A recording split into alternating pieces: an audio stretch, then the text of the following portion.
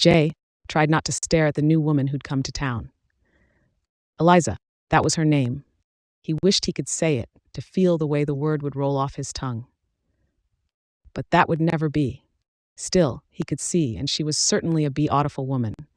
It was unfortunate she wasn't Daphne O'Connor. He didn't know what delayed Daphne. Perhaps she decided not to come when she found out he was mute. He made sure his brother, Aaron, added that when Aaron wrote the letter on his behalf. But her response came after the fact. Perhaps she thought it over and changed her mind.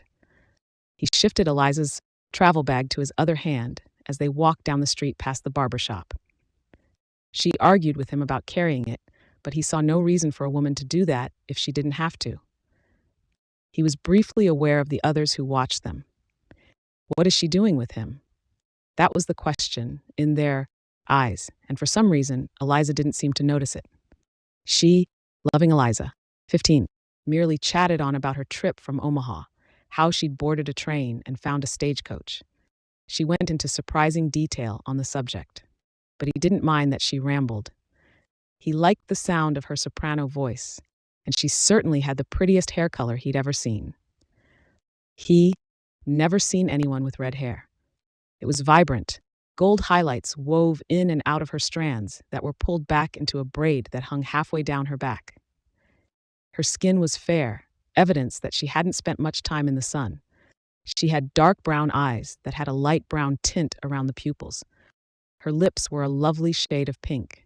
Then there was the rest of her. She was slender, but not so much that she had to forfeit her figure, as some women had to.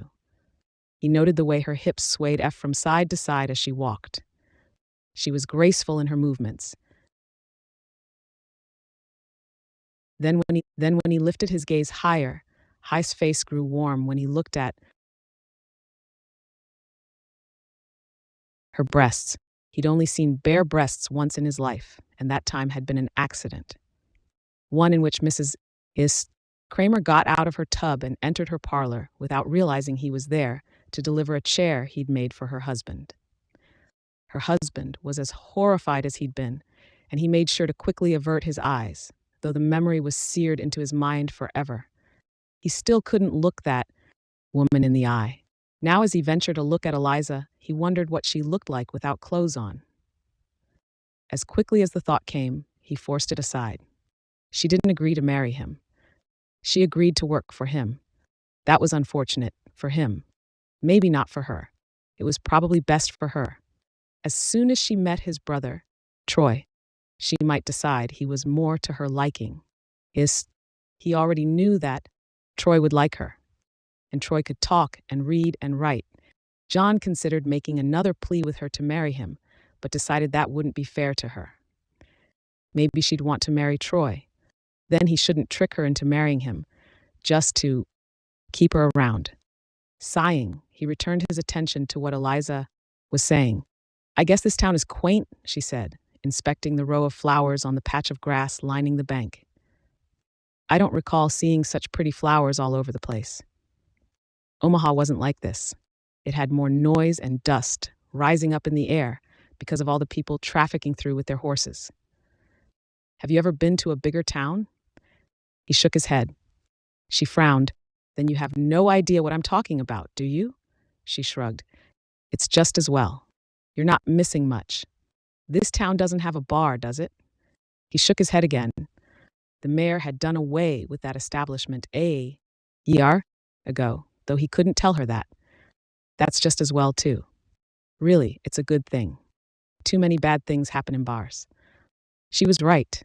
He recalled the loud shoot out between Abe and Cal. Their tombstones would forever be a monument to that terrible night. Again, this was knowledge he couldn't give her. Someone who spoke would have to do that instead. He sighed. He was being selfish in trying to keep her all to himself. He could return her to the general store. He didn't really need someone to help him. He managed fine on his own. But she was too appealing. Way too pretty. Way too friendly and accepting of H's handicap. She hadn't flinched when she learned he was mute. She even talked to him as if he were a normal person. And he liked that. No, he wouldn't let this opportunity pass him by. His gaze drifted back to the church. If only. This is such a neat little flower, she said, breaking him out of his thoughts. She bent forward and touched the yellow petal in front of the white house. I won't take it, mind you. I just want to feel it. It's soft, and the color is my favorite. I love yellow. Do you know why? Loving Eliza said, of course, he didn't, but to his amusement, she continued as if he had spoken to her. Yellow is the color of hope. He wondered if he had any yellow flowers on his land. If not, he could probably plant some. Maybe it would convince her to marry him. Then she'd have to stay with him. She stood up. Which way to your home? He pointed to the 2 geldings attached to the wagon. He'd purposely park Edit away from the heart of that town. She wouldn't know why, and for once he was glad of it. Addie, Frank were nice to him. Some others were too. But not everyone was. He didn't care to stay around when he wasn't welcome. After they reached the wagon, he placed her travel bag in the back. Then he turned and waited for her to get in. Laughing, she shook her head.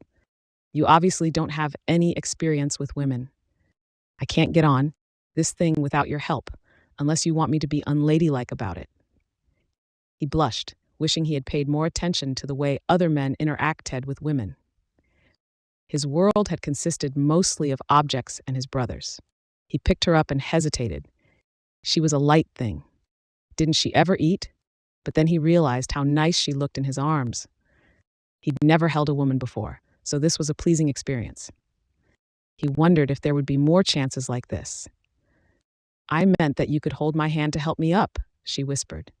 Though this is the most chivalrous thing that's ever happened to me, so I thank you. His eyebrows furrowed. Whatever did chivalrous mean? It couldn't be bad if she was thanking him, right? Pushing the question aside, since there was no way he could ask it, he gently placed her up in the seat. She seemed like such a fragile thing, what with her slender frame and all. Yes, she definitely needed to eat more. He'd have to make sure that happened. Ruth Ann Nordin, 18. When he hopped on his side of the wagon, she picked up where she left off on her talking. She named the flowers they passed, commented on the flat landscape, and told him about some of the farmers she had met over the years and what crops they grew. Then she made guesses on the crops that lined their grassy path. She was right most of the time, though he shook his head on one she got wrong. She didn't look offended when he corrected her. Everyone else did. Not her. She actually seemed pleased that her wrong thinking had been corrected. Yes, he thought, Eliza is not like anyone I've ever met. He liked that. He liked it a lot. She suddenly stopped talking and gave him a good look. You can't read. Do you recognize any letters? Not sure of her meaning, he shifted on the seat so he could pull the torn letter from his pocket and held it out to her. Oh, no, I didn't mean that kind of letter. I meant the letters of the alphabet. You know ABC? He shook his head.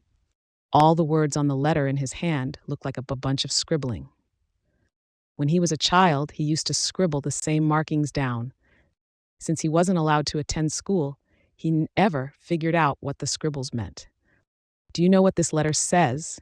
He asked, taking the ripped paper from him. He nodded. Someone read it to you?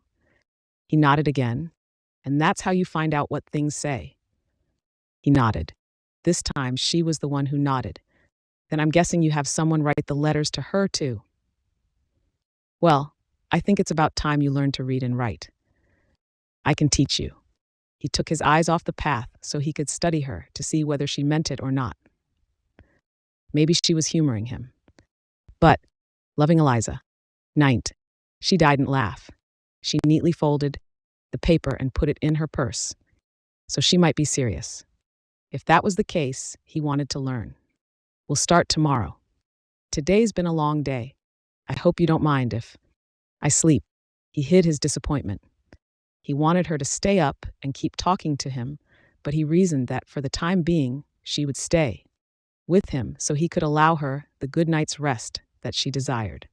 But not before she got something to eat. He tapped her on the arm to get her attention. She glanced his way. What is it? He motioned to his mouth, Sighing, she shook her head. No, I'm not kissing you. You need to save that for your mail. Order bride. Surprised, he stared at her for a moment and almost directed the horses off the path.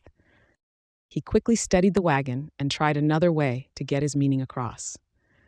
He touched his mouth again and then patted his stomach. Her eyes grew wide. Oh, I thought, well, never mind. I understand. You want me to get something to eat before I go to sleep. Relieved, he nodded, though it would have been nice to kiss her. If nothing else, it would satisfy his curiosity of what a kiss was like. He'd seen people kiss. They seemed to enjoy it. He had no doubt that he'd like to share a kiss with her. She smiled. Do you often use motions with your hands to let people know what you want to say? Forcing his mind off of her rosy lips, he shrugged. Sometimes it was natural to use hand motion S. To demonstrate, he pointed to the tree to their right and then pointed to the sky. The tree is tall. That's what you mean? Grinning, he nodded. This was fun. Usually people dismissed his gestures. We couldn't use any. I used to play games like that, she said. We couldn't use any words. This will be the same thing. He decided he'd take her word for it. He didn't exactly see it as a game, but maybe it would be that way. At least she was willing to take the time to pay attention to him and teach him how to re-add and write. And then, maybe when she realized that his mail order bride had decided not to come after all, she might know him better and want to marry him. He heard people use the term love at first sight, but he hadn't grasped its meaning until he saw her get off the stagecoach. And with any luck, his brother Troy would stay away from his place while he set about the task of convincing her to marry him.